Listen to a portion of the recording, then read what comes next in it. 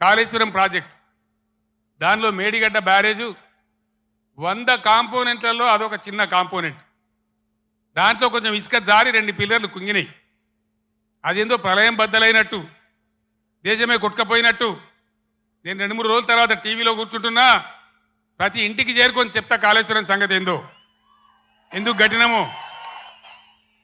కాళేశ్వరం పుణ్యమే కదా ఎంత బ్రహ్మాండంగా ఈ జిల్లాలో నీళ్ళు వచ్చినాయి.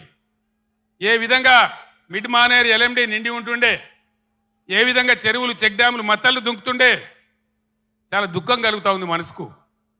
నా కండ్ల ముందే ఇంత తొందరలోనే ఈ కరెంటు మాయం కావడం, రైతులు కళ్ళలో నీళ్లు పెట్టుకోవడం, సోషల్ మీడియాలో చూస్తూ ఉంటే అనేక చోట్ల రైతులు పొలాలు కాలబెడతా ఉన్నారు, గొర్రెలను మేపుతా ఉన్నారు, గొడ్లను మేపుతా ఉన్నారు.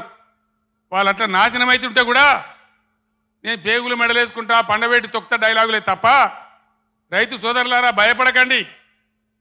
ఒకనాడు ఇదే ఎస్ఆర్ఎస్పీకి నీళ్ళు తక్కువ పడితే సింగూరు డ్యాంలో ఉంటే అక్కడి నుంచి తెచ్చి వరంగల్ దాకా ఇచ్చి కూడా పంటలు కాపాడినాం. సిఆర్ గారు నా పక్కనే ఉన్నారు. ప్రభుత్వం అంటే అట్లా ఉండాలి, దమ్ము ఉండాలి, ధైర్యం ఉండాలి, రైతాంగాన్ని కాపాడాలనే ప్రేమ ఉండాలి. ఆ ప్రేమ ఉంటే, ఆ సోయి ఉంటే ఇవాళ ఈ పరిస్థితి రాకపోవు. ఎంతసేపు కేసీఆర్ని మన బదనాం చేయొచ్చా, మేడిగడ్డ ఈ గడ్డ చెప్పి దమన మన పనులలో ఒక పన్ను వదలవుతుంది.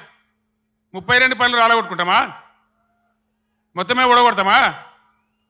ఏ పన్ను అయితే ఊగుతుందో ఆ పన్ను బాగు చేసుకుంటాం, కానీ మొత్తం పనులు అయితే రాలగొట్టుకోం కదా. ఒక 2 పిల్లర్లు మొత్తం 300 పిల్లర్లు ఉంటాయి కాళేశ్వరంలో. అలా కలిసే నదుల మీద, ఉపనదుల మీద, మెయిన్ గోదావరి మీద 300 పైచిలకు పిల్లర్లు ఉండేటువంటి కాళేశ్వరం ప్రాజెక్టులో 2 పిల్లర్లు కుంగిపోయినాయని అది భారతదేశమే మునిగిపోతున్నంత బొబ్బ చేసి కేసీఆర్ మీద బదనాం పెట్టాలనే పద్ధతిలో ఇలా చిల్లర రాజకీయం చేస్తూ ఉన్నారు తప్ప మరి రైతుల మంచినీళ్ళు ఇలా మార్చి 10-12కే ఇట్లా ఉంటే రేపు ఏప్రిల్ మే నెలలో ఏం కావాలి మన గతి? ఏం కాబోతా ఉన్నది? ఏం జరగబోతా ఉంది? అందుకే ఇవాళ మళ్ళీ మీరు తప్పిపోయి దయచేసి నాయకులు, కార్యకర్తలు మీరందరూ కూడా